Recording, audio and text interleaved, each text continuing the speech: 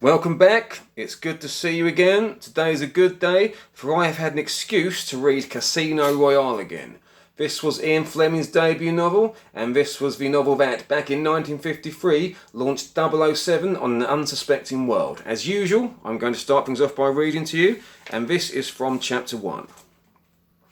For 10 minutes he lay on his left side, reflecting on the events of the day. Then he turned over and focused his mind towards the tunnel of sleep. His last action was to slip his right hand under the pillow until it rested under the butt of a .38 Colt Police Positive with the sawn barrel.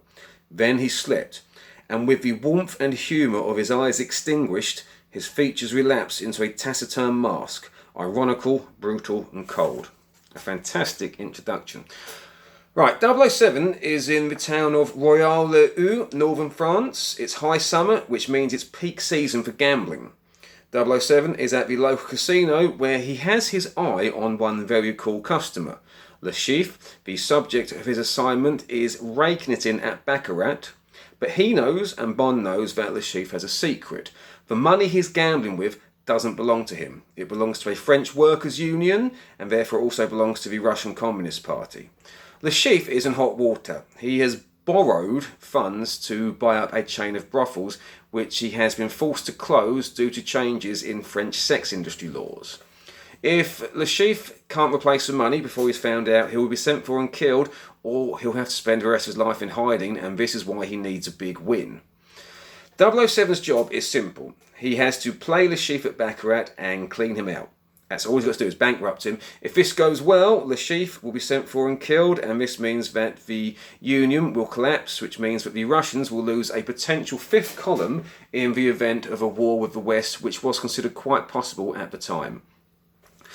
Before the big job, Bond meets with his glamorous assistant, Vesper Lynd. He's attracted to her, but he doesn't welcome this distraction. He also liaises with his French counterpart, René Mathis, and Felix Leiter from Washington. On the day of the big game, Bond has several things on his mind. There's the fact that earlier in the day he discovered his room had been mic'd up for surveillance by the Russians. Then there's the fact that he narrowly survived a bomb attack by two of Le Chiffre's men, and he soon learns that Le Chiffre's two minders at the casino are armed, and one of Le Chiffre's minders moves out of Bond's line of sight when the game begins. After a few false starts, Bond hits a winning streak and he cleans Le Chiffre out. He's in a celebratory mood, but his spirits are dampened when Vesper is kidnapped by Le Chiffre and two of his men. He tries to save her, but he too is captured, and they are both taken to Le Chiffre's villa. Le Chiffre asks to be left alone with Bond, and for 1 full hour he tortures Bond relentlessly, but Bond bravely refuses to reveal where the winning money is hidden. Just as it appears 007 can't handle any more punishment, a Russian Secret Service operative bursts in and kills Le Chiffre, sparing Bond's life only because he has no orders to kill him. He does, however, carve an emblem into Bond's hand to reveal him as both a spy and a Westerner the world over. 2 days later, Bond wakes up in hospital and he finds out that Vesper Lynd is still alive and that her two captors were killed by the same man who killed Le Chiffre. He is visited first by René Mathis, and Bond reveals his intention to retire from the Secret Service. He is then visited by Vesper Lynd, and she promises that they can share a bed once he's out of hospital. Several weeks later, Bond leaves hospital and checks into a seaside guest house with Vesper. As promised, they soon start to regularly share a bed, but she is distant at times as well as tearful.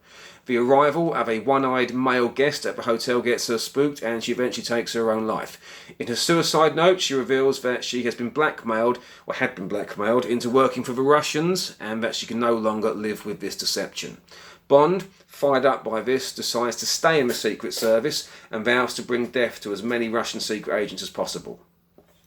Here are my thoughts on Casino Royale. First of all, it must be said that if you are easily offended, then you might want to tread carefully or just walk on by. There's no easy way to say it. Bond is non-PC. He does not possess a woke mindset. This is a man who smokes 70 cigarettes a day. This is a man who orders a treble gin before dinner. And this is a man who is furious when he finds out he'll be working alongside a female assistant. Indeed, when Bond discovers he'll be working with Vesper Lynd, he reflects that, and I'm not making this up, women are for recreation only. This is by no means the worst of it, but I do know when to stop. But I will say I'm surprised that Penguin still publishes 007 in its original form. But get past this, you've got a great story. The characters are vividly drawn and the glamorous setting is skillfully depicted. The simple plot moves the story along at a brisk pace, and the late Ian Fleming's knowledge of politics and espionage informs his writing, as does his love of cars, gambling, languages, and of course fine cuisine. I must also mention the late Ian Fleming's talent for tight yet colourful prose and his dark humour. Let me give you an example of that. After the game, the enigmatic cards will be burnt or defaced.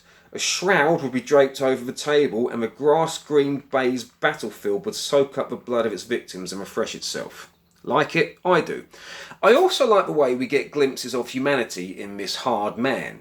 We learn that Bond earned his 00 status as a result of his first 2 kills. His first kill was a Japanese cipher clerk, and Bond made an impossibly accurate shot from 300 yards out the window of a New York Tower block, which sounds kind of cool, I admit, but for his second kill, Bond had to break into an apartment and finish a man off with a knife, and he reveals later on when he tells a friend that he is still haunted by this. Some time ago, I got talking about Casino Royale with a friend of mine who asked the million-dollar question: why doesn't Bond just kill the chief, just bump him off? It would be easier, quicker, and potentially cheaper than trying to beat him at cards. Fortunately, and perhaps in anticipation of this, Ian Fleming addresses this problem very early on. It's done subtly, and it never feels like someone trying to tie up loose ends or cover their tracks. What soon becomes clear is that, although Bond is under orders, and although he's acting in the interest of Queen and country, once the game begins, the important game of Baccarat begins, his love of this country is not what's important. It's not about East versus West. It's not about good versus evil. No. It's 2 men at a card table seeing who's got the biggest deck. It's a pissing contest, pure and simple, and this macho standoff between Bond and the Chief continues throughout the now famous torture scene about 2/3 of the way through the book. Le Chiffre quite brutally attacks Bond's gentlemanly region and promises him that he won't be a man by the time he's finished with him. But don't expect to snigger when you read this section, folks, because it is absolutely horrific. It is the most brutal torture scene I've ever read in a spy novel. It will make your eyes water, but it might chill your soul too. Almost as distressing as the torture scene is being a witness to Bond and Vesper Lynd's doomed love affair in the closing chapters. Vesper Lynd goes from fire to ice and back again in an instant. She's haunted, she's tearful, she's remote. At one stage, Bond catches her making a secret phone call and she refuses to discuss it with him. It's fair to say that her eventual suicide comes as no great surprise, and nor does Bond's discovery that she hasn't been entirely honest with him. But Bond is a man's man, and his sorrow quickly turns to anger, and it must have been obvious even back then that this was never going to be a standalone novel. This was always the start of something. Minor niggle, I guess there had to be one. After winning the big game, Bond hides the cheque in a place where neither his friends nor his enemies can find it. We don't find out where till much later on, but when we do, we find out that Bond put the winning cheque behind the plaque with his room number on outside his hotel room door. I must admit, I find it difficult to believe that both the Americans and the Russians would fail to look there. As usual, I'm going to read to you by way of a farewell. My dear boy, the chief spoke like a father, the game of Red Indians is over. You have stumbled by mischance into a game for grown-ups, and you have already found it a painful experience. You are not equipped, my dear boy, to play games of adults, and it was very foolish of your nanny in London to have sent you here with your bucket and spade. Very foolish indeed, and most unfortunate for you. Excellent stuff. There's loads more, so do yourselves a favour and grab a copy today. Message ends.